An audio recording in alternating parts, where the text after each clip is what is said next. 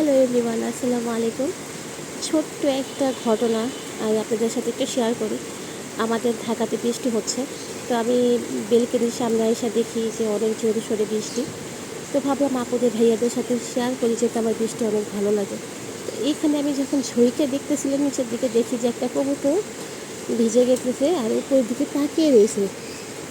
একটা না, দুইটা কবুতর, এই যে দেখেন পুরোই ভিজে গেছে,